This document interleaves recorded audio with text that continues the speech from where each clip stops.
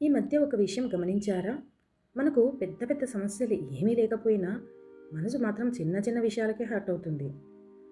మన పెద్దవాళ్ళకు పెద్ద సమస్యలున్నా కూడా స్ట్రాంగ్‌గా ఉండేవాళ్ళు. కానీ ఇప్పుడు ఒక చిన్న మాట, ఒక చిన్న మెసేజ్ మనసుకు ఎందుకో చాలా బాధ పెడుతుంది. Hello friends, welcome to Taramrutham. ఇక్కడ మనం మన జీవితంలో జరిగే విషయాల వెనకాల ఉన్న నిజాలను సింపుల్‌గా అర్థం చేసుకుందాం. మరియు దీని నుంచి ఎలా బయటపడాలో కూడా వీడియో చివరిలో తెలుసుకుందాం.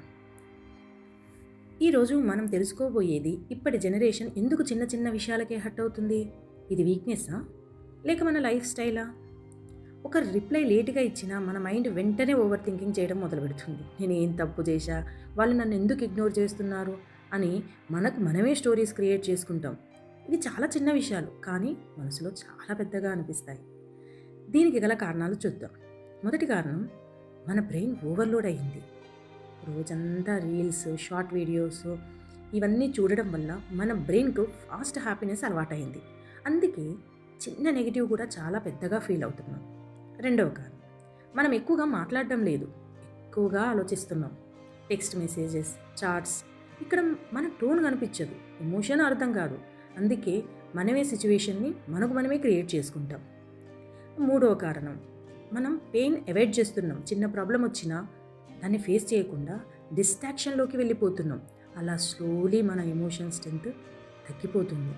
అందుకే చిన్న విషయాలు కూడా మనల్ని ఎక్కువగా హర్ట్ చేస్తున్నాయి. ఇలాంటి రియల్ లైఫ్ ట్రూత్స్ మీకు రిలేట్ అవుతున్నాయంటే ఒక లైక్ ఇవ్వండి ప్లీజ్. ఇంకా ఇలాంటి వీడియోస్ కోసం సబ్స్క్రైబ్ చేయండి.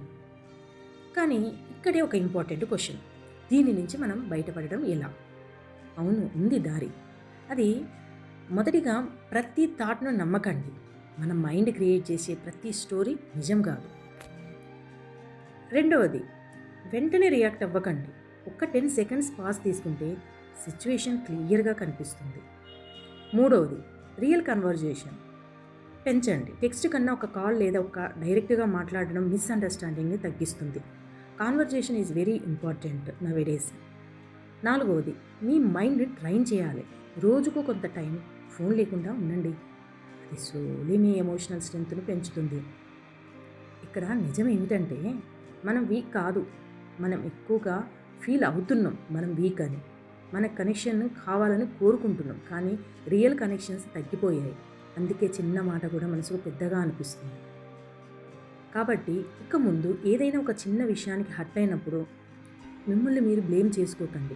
ఒక్కసారి ఆలోచించండి, నేను ఎందుకు ఇలా ఫీల్ అవుతున్నాను అని మీరు ఆలోచించడం మొదలవుతే మీరు ఎమోషనల్గా స్లోలీ స్ట్రాంగ్ అవుతారు.